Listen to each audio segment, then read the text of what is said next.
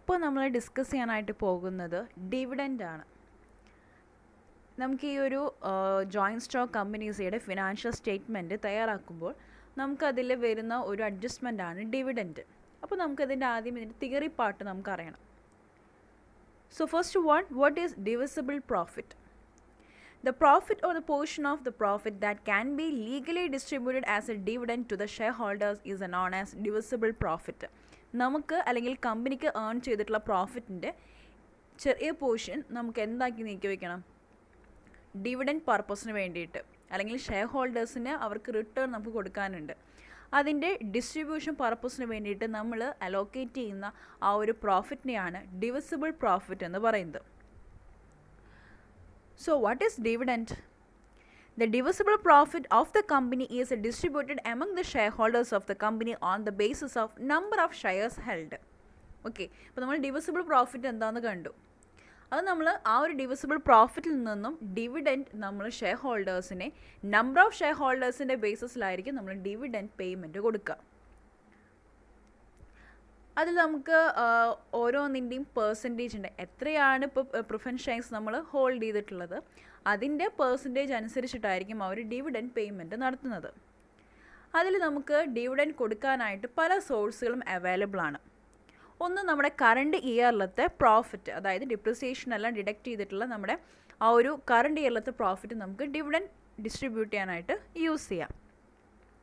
അതേപോലെ തന്നെ previous ഇയറിലുണ്ടായിരുന്ന profit, അതും ഇതേപോലെ ഡിപ്രിസിയേഷൻ ഡിഡക്റ്റ് ചെയ്തിട്ടുള്ള ആഫ്റ്റർ ഡിപ്രിസിയേഷൻ ആണ് നമ്മൾ പ്രോഫിറ്റ് നമ്മൾ ഡിസ്ട്രിബ്യൂട്ട് ചെയ്യാനായിട്ട് നമ്മൾ ഡിവിഡൻഡ് പർപ്പസിന് യൂസ് ചെയ്യുന്നത്. അത് കറണ്ട് ഇയറിലത്തെയും പ്രീവിയസ് ഇയറിലത്തെയും നമ്മൾ യൂസ് ചെയ്യാം.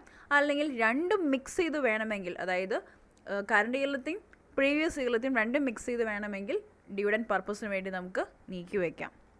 ഇനി അതല്ല, അടുത്തൊരു ഓപ്ഷൻ ഉള്ളത്, the money provide by the central government or the state government for the payment dividend in pursuance of the guarantee given by the government. ഇനി ഗവൺമെൻറ് ഭാഗത്തു നിന്നുള്ള ഷെയർസുകളാണെങ്കിൽ, അവരുടെ അഗ്രി പ്രകാരമാണെങ്കിൽ, അല്ലെങ്കിൽ ഗ്യാരണ്ടി ഉണ്ടെങ്കിൽ അവർ അലോക്കേറ്റ് ചെയ്തിട്ടുണ്ടായിരിക്കും. അങ്ങനെ ഇത്രയും സോഴ്സുകളാണ് നമുക്ക് ഡിവിഡൻഡ് ഡിസ്ട്രിബ്യൂട്ട് ചെയ്യാനായിട്ട് അവൈലബിൾ ആയിട്ടുള്ളത്. അപ്പോൾ നമ്മൾ ഡിവിസിബിൾ പ്രോഫിറ്റ് എന്താണെന്ന് കണ്ടു, അതുപോലെ തന്നെ ഡിവിഡൻഡ് എന്താണെന്ന് കണ്ടു. പിന്നെ what are the source available for the dividend distribution. ഇനി നമുക്കിനി തിയറി പാർട്ടായിട്ട് മെയിനായിട്ട് വരുന്നതാണ് what are the different types of dividend. അതിനെ ബേസ് ചെയ്തിട്ടാണ് നമ്മൾ സ്റ്റേറ്റ്മെൻറ്റ് ഓഫ് പ്രോഫിറ്റ് ഓർ ലോസും ബാലൻസ് ഷീറ്റിൽ നമ്മൾ അതിന് അഡ്ജസ്റ്റ്മെൻറ്റ് ചെയ്യുന്നത്. അപ്പോൾ ഇത് അറിഞ്ഞിരിക്കുന്നത് വളരെ പ്രധാനമാണ്. അതിൽ നമുക്ക് ഡിഫറെൻറ്റ് കാറ്റഗറി നമുക്ക് കാണാൻ പറ്റും. Proposed dividend, interim dividend, final dividend, unclaimed and script dividend. ഇത്രയൊക്കെയാണ് നമ്മുടെ ഡിവിഡൻഡ് ഫോർമാറ്റ്. അതായത് പല രീതിയിൽ നമുക്ക് ഡിവിഡൻഡ് ഡിസ്ട്രിബ്യൂട്ട് ചെയ്യാം. അതിന് ഡിഫറെൻറ്റ് ഫോംസ് ആണ് നമ്മളിനി ഓരോന്നായിട്ട് ഡിസ്കസ് ചെയ്യാനായിട്ട് പോകുന്നത്. The first one, the proposed dividend. The proposed dividend is a dividend recommended by the board of directors after the close of the books of account, when it is approved by the shareholders in the annual general meeting. Okay, എന്താണ് annual general മീറ്റിംഗിൽ board of directors approval ആയിരിക്കും. എപ്പോഴാണത് board of directors recommend ചെയ്യുന്നത്? After the close of books of accounts. Books of accounts എല്ലാം close ചെയ്തതിന് ശേഷമായിരിക്കും നമ്മൾ ആ ഒരു ഡിവിഡൻഡ് ഡിക്ലെയർ ചെയ്യുന്നത്. So it will became the final of the declared dividend. അത്തരം കാറ്റഗറിനെയാണ് നമ്മൾ proposed dividend. So proposed dividend means നമ്മൾ ആനുവൽ ജനറൽ മീറ്റിങ്ങിൽ ബോർഡ് ഓഫ് ഡയറക്ടേഴ്സ് അപ്രൂവ് ചെയ്യുന്നു after the close of books of accounts.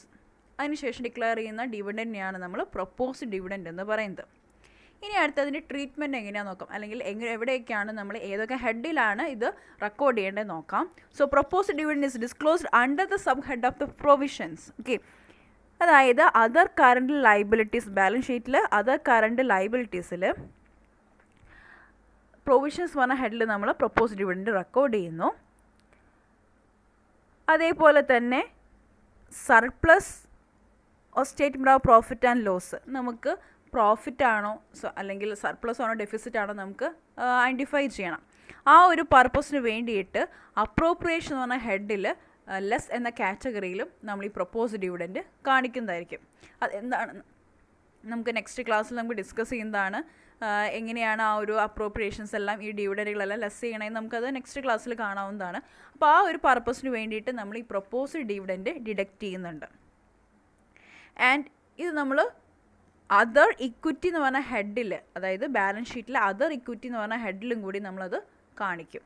അപ്പോൾ ഇതൊക്കെയാണ് proposed dividend record ചെയ്യുന്നത്. Okay, ഒന്ന് balance ഷീറ്റിൽ റെക്കോർഡ് ചെയ്യുന്നുണ്ട്, അതേപോലെ തന്നെ സ്റ്റേറ്റ്മെൻറ്റ് ഓഫ് പ്രോഫിറ്റ് ആൻഡ് ലോസിൽ സർപ്ലസ് ഓർ ഡെഫിസിറ്റ് ഐഡൻറ്റിഫൈ ചെയ്യാൻ വേണ്ടിയിട്ട് നമ്മളതിൽ അപ്രോപ്രിയേഷൻ ആയിട്ടാണ് ഇത് കൺസിഡർ ചെയ്യുന്നത്. അതിൽ നിന്ന് നമ്മളത് ലെസ് ചെയ്യുന്നുണ്ട്. ഇങ്ങനെയാണ് പ്രൊപ്പോസ്ഡ് ഡിവിഡൻറ്റിൻ്റെ അക്കൗണ്ടിങ് ട്രീറ്റ്മെൻറ്റ്. അടുത്തതാണ് interim dividend. Proposed dividend, interim dividend രണ്ടുമാണ് ഏറ്റവും മെയിനായിട്ട് കമ്പനി ഫോളോ ചെയ്യുന്നത്.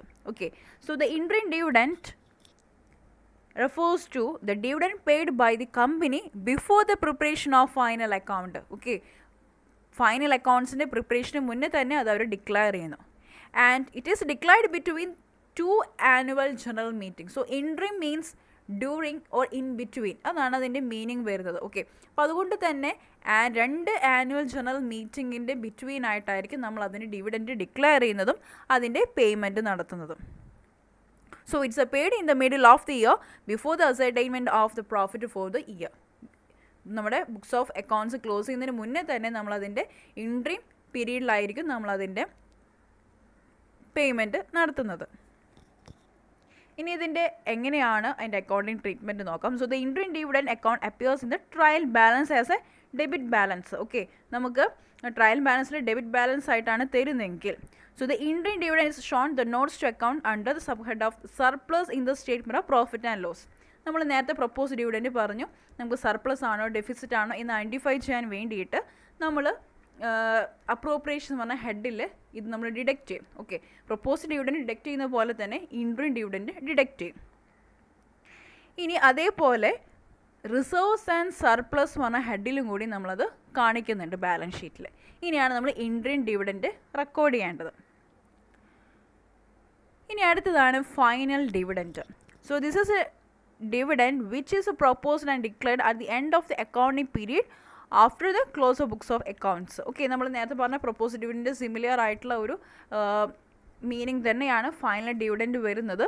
ഇതും എന്താണ് after the close of books of അക്കൗണ്ട്സിന് ശേഷമായിരിക്കും ഇത് ഡിക്ലെയർ ചെയ്യുന്നത് by the board of directors. Next one is the unclaimed dividend. So the unclaimed dividend means this dividend yet not claimed by the shareholders. Claim ചെയ്യണം, അല്ലെങ്കിൽ share holders എല്ലാം claim ചെയ്യുമ്പോൾ മാത്രമാണ് അത് ഡിവിഡൻറ്റ് ആയിട്ട് നമുക്ക് കൺസിഡർ ചെയ്യാൻ പറ്റുള്ളൂ. ഓക്കെ, സോ അങ്ങനെ ക്ലെയിം ചെയ്യാത്ത ഷെയർ ഹോൾഡേഴ്സിനെയാണ് നമ്മൾ അൺക്ലെയിംഡ് ഡിവിഡൻറ്റ് എന്ന് പറയുന്നത്. So the declared dividend must be paid within the 30 days of the declaration. നമുക്കറിയാം board of directors annual general മീറ്റിങ്ങിൽ ഡിക്ലെയർ ചെയ്ത് കഴിഞ്ഞാൽ വിത്തിൻ 30 daysനുള്ളിൽ നമ്മളത് ഡിവിഡൻറ്റ് പേയ്മെൻറ്റ് നടത്തണം. ഇനി ആ പേയ്മെൻറ്റ് നടത്തിയിട്ടില്ല, അല്ലെങ്കിൽ ആ ഒരു അൺപെയ്ഡ് അല്ലെങ്കിൽ അൺക്ലെയിംഡ് ഡിവിഡൻറ്റ് നമ്മൾ പേയ്മെൻറ്റ് നടത്തിയിട്ടില്ലെങ്കിൽ നമ്മൾ എന്ത് ചെയ്യണം? ഏതെങ്കിലും ഷെഡ്യൂൾഡ് ബാങ്കിൽ വിത്തിൻ 7 days, അതായത് 30 ദിവസം കഴിഞ്ഞിട്ടും അവർ പേയ്മെൻറ്റ് നടത്തിയിട്ടില്ല അല്ലെങ്കിൽ ഷെയർ ഹോൾഡേഴ്സ് അത് ക്ലെയിം ചെയ്തിട്ടില്ലെങ്കിൽ ആ ഒരു ഡിവിഡൻറ്റ് എമൗണ്ട് നമ്മൾ ഏതെങ്കിലും ബാങ്കിൽ, അതായത് ഷെഡ്യൂൾഡ് ആയിട്ടുള്ള ഏതെങ്കിലും ബാങ്കിൽ നമ്മളത് ഡെപ്പോസിറ്റ് ചെയ്യണം. അതാണ് അൺക്ലെയിംഡ് ഡിവിഡൻറ്റ് എന്ന് പറയുന്നത്. സോ അൺക്ലെയിംഡ് ഡിവിഡൻറ്റ് എന്ന് പറയുന്നത് എന്താണ്? ഡയറക്ടേഴ്സ് ഡിക്ലെയർ ചെയ്തിട്ടുണ്ടായിരിക്കും, പക്ഷേ ഷെയർ ഹോൾഡേഴ്സ് ക്ലെയിം ചെയ്തിട്ടുണ്ടായിരിക്കില്ല. അപ്പോൾ അത്തരം ഡിവിഡൻറ്റിനെയാണ് അൺക്ലെയിംഡ് ഡിവിഡൻറ്റ് എന്ന് പറയുന്നത്. അത് 13 ഡയറക്ടേഴ്സ് അല്ലെങ്കിൽ കമ്പനി അത് ഡിക്ലെയർ ചെയ്ത് കഴിഞ്ഞാൽ വിത്തിൻ 30 days അത് നമ്മളത് പേയ്മെൻറ്റ് ചെയ്യണം. അപ്പോൾ അവരത് ക്ലെയിം ചെയ്ത സ്ഥിതിക്ക് നമുക്കൊന്നും ചെയ്യാൻ പറ്റില്ല. അപ്പോൾ അതുകൊണ്ടാണ് ആഫ്റ്റർ 30 days വിത്തിൻ 7 daysനുള്ളിൽ നമ്മൾ എന്ത് ചെയ്യണം? ആ ഒരു എമൗണ്ട് ഡെപ്പോസിറ്റ് ചെയ്യണം. ഇനി ഇതിൻ്റെ അക്കൗണ്ടിങ് ട്രീറ്റ്മെൻറ്റ് എന്ന് പറയുന്നത്, ഇത് നമ്മൾ ട്രയൽ ബാലൻസിൽ ക്രെഡിറ്റ് സൈഡിലാണ് നമുക്ക് അൺക്ലെയിംഡ് ഡിവിഡൻറ്റ് അല്ലെങ്കിൽ അൺപെയ്ഡ് ഡിവിഡൻറ്റ് തരികയാണെങ്കിൽ നമ്മളത് ബാലൻസ് ഷീറ്റിൽ അതർ കറൻറ്റ് ലൈബിലിറ്റീസ് എന്ന് പറഞ്ഞ ഹെഡിലാണ് നമ്മളത് കാണിക്കേണ്ടത്. അതർ കറൻറ്റ് ലൈബിലിറ്റീസ് എന്ന് പറഞ്ഞ ഹെഡിൽ അൺക്ലെയിംഡ് ഡിവിഡൻറ്റ് അല്ലെങ്കിൽ അൺപെയ്ഡ് ഡിവിഡൻറ്റ് തരികയാണെങ്കിൽ അവിടെയാണ് നമ്മളത് റെക്കോർഡ് ചെയ്യേണ്ടത്. ഇനിയാണ് ഇതിൻ്റെ accounting treatment. The last and final type of dividend is scrip dividend. അതായത് ഇപ്പോൾ കമ്പനിക്ക് സഫീഷ്യൻ്റ് ആയിട്ടുള്ള ക്യാഷ് ഉണ്ടാവില്ല. ഓക്കെ, നമുക്കറിയാം ലിക്വിഡ് ക്യാഷ് ചില സമയത്ത് കമ്പനികൾ ഉണ്ടായിരിക്കില്ല. അപ്പോൾ ആ ഒരു സിറ്റുവേഷനിൽ കമ്പനി ഓപ്റ്റ് ചെയ്യുന്ന ഒരു ഫോമാണ് ഈ ഒരു സ്ക്രിപ്റ്റ് ഡിവിഡൻറ്റ്. അതായത് ബോണ്ടുകളായിട്ട് അല്ലെങ്കിൽ എന്തെങ്കിലും പ്രൊമിസറി നോട്ടുകൾ പോലെ, ബോണ്ടോ പ്രൊമിസറി നോട്ട് പോലെ നമ്മൾ എന്ത് ചെയ്യാണ്, ഷെയർ ഹോൾഡേഴ്സിന് കൊടുക്കുകയാണെങ്കിൽ അത്തരം ഡിവിഡൻറ്റിനെയാണ് സ്ക്രിപ്റ്റ് ഡിവിഡൻറ്റ് എന്ന് പറയുന്നത്. സോ വൺസ് അഗൈൻ ഞാൻ റിപ്പീറ്റ് ചെയ്യാണ്. കമ്പനിക്ക് സഫീഷ്യൻ്റ് ആയിട്ടുള്ള ക്യാഷ് ഇല്ലെങ്കിൽ കമ്പനി ചെയ്യുന്ന അല്ലെങ്കിൽ കമ്പനിക്കുള്ള ഒരു ഓപ്ഷനാണ് അവർക്ക് പ്രൊമിസറി നോട്ടായിട്ടോ അല്ലെങ്കിൽ ബോണ്ടായിട്ടോ, അതായത് നമ്മളത് പറയാണ് ഇത്ര ടൈമിനുള്ളിൽ ഞങ്ങളിത് പേയ്മെൻറ്റ് ചെയ്യും. അപ്പോൾ അതിൻ്റെ ഒരു ഉറപ്പിന് വേണ്ടിയിട്ട് നമ്മളൊരു പ്രൊമിസറി നോട്ടോ അല്ലെങ്കിൽ ബോണ്ടോ നമ്മൾ കൊടുക്കുകയാണ് ഷെയർ ഹോൾഡേഴ്സിന് ക്യാഷിന് പകരമായിട്ട്. അത് നമ്മളൊരു സ്ക്രിപ്റ്റ് ഡിവിഡൻ്റ് ആയിട്ടാണ് നമ്മൾ കൺസിഡർ ചെയ്യുന്നത്. പക്ഷേ പ്രീവിയസ് ഇയറിലൊക്കെ നമ്മളത് കമ്പനി ആക്ട് അത് പ്രൊമോട്ട് ചെയ്തിരുന്നു. പക്ഷേ റീസെൻ്റ്ലി കമ്പനി അല്ലെങ്കിൽ കമ്പനി ആക്ട് പറയുന്നത് ഒരിക്കലും സ്ക്രിപ്റ്റ് ഡിവിഡൻ്റ് ആയിട്ട് കൊടുക്കരുത്, പകരം എന്ത് ചെയ്യുക, ക്യാഷ് ആയിട്ട് തന്നെ അല്ലെങ്കിൽ ബാക്കി ഡിവിഡൻറ്റ് ഫോമലായിട്ട് കൊടുക്കാനാണ് പറയുന്നത്. അപ്പോൾ ഇത്തരം ഡിവിഡൻറ്റുകളുടെ അക്കൗണ്ടിങ് ട്രീറ്റ്മെൻറ്റും അല്ലെങ്കിൽ ഏതൊക്കെയാണ് ഡിഫറെൻറ്റ് ഫോംസ് ഓഫ് ഡിവിഡൻറ്റ് നമ്മൾ കണ്ടു കഴിഞ്ഞു. ഇത് നമുക്ക് പ്രോബ്ലം ചെയ്യുമ്പോൾ നമുക്ക് അത്യാവശ്യമാണ്.